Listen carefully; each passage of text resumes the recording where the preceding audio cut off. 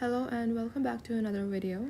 Now for those of you who are done with your O levels, the next step is to start preparing for A levels. And with all these variety of subjects, it can be quite challenging to choose the perfect combination of A level subjects. Remember, most universities require 3 subjects, so you need to have a variety of subjects based on your preferred major. Let's have a look that will help you to choose your subjects. In this video, I'll share my story. How was I able to choose my subjects? Was it based on interest or availability? And then I'll discuss how can you prefer or how can you smartly choose A-level subjects for your major that you want to study in university. And then finally, I'll share some recommended A-level subjects for some common fields. Let's begin. So I'll start with sharing my story. For my university, I recently graduated as a biomedical engineer, and biomedical engineering is very different than normal engineering or medicine because it has a bit of medicine and engineering. I had a variety of subjects from chemistry to anatomy to mechanics to programming and even AutoCAD. It was very diverse, and in my school, we had only 4 subjects.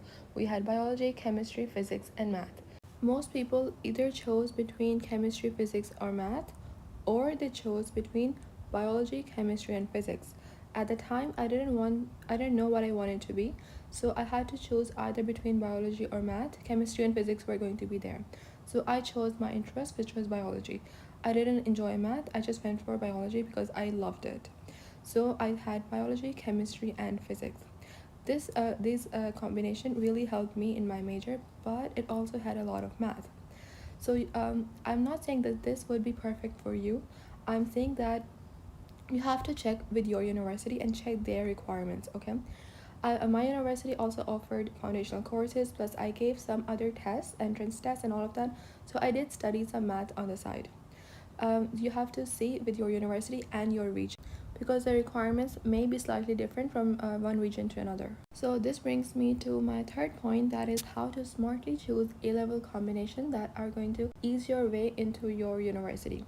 And that is to research. It's okay if you don't know yet what you want to study, you can go for what interests you at the moment. For example, in my case, I took physics and chemistry because it is important in most majors, and then I chose biology because I liked it. Now, there's another or probably a better approach to find suitable A-level subjects and their combination is when you know what you want to study. If you have a major in mind and you have an idea of where you're going to study or where you want to study, go and check the admission criteria that's mentioned on their website. This is one example of a university. This is not my university, but you can go to any website and check out their admission criteria. Okay. And then here it says go to the British curriculum because that is for IGCSE. And then if you notice, they only require 2 subjects, but this is a rare case. Most universities require 3 subjects at least. So they're saying if you want medicine, you need to study biology and chemistry. For engineering, you need math and physics in AS level. So check your preferred university. Now, don't just go for passion. Passion alone is never enough. You have to look at your individual strengths and what are some future career options that you can actually do realistically, because some jobs, if you Google them, you will find really fancy job titles, but they may just be located in some European countries, for example, in Middle East or in South Asia. They may not be available, and it can come as a shock. So be prepared. But at the same time, it's extremely important to don't be overwhelmed with your future. There's so much uncertainty, you don't know what will happen tomorrow. Maybe there could be your change in interest. What you like today is may not be something that you like tomorrow. There's changes in job market, for example, with the increase in AI, there's going to be a huge shift. You may get different grades that you were hoping for. Maybe you don't get into dream uni. Always remember to learn to accept change with grace. Focus on what you can control and work really hard for that, and leave the rest to God.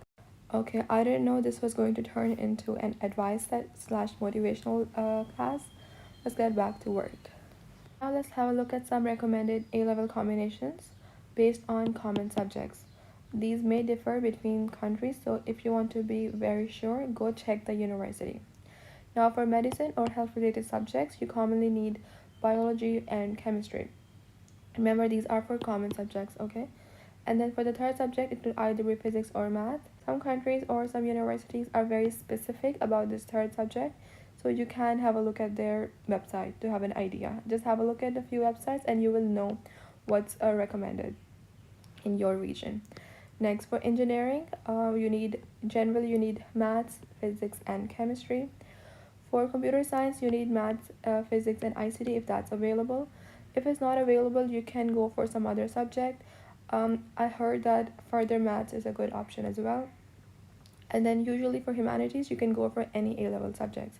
Some universities or some regions are very particular, where others are much more lenient. I hope this video helps you, and feel free to share your opinions in the comment section below.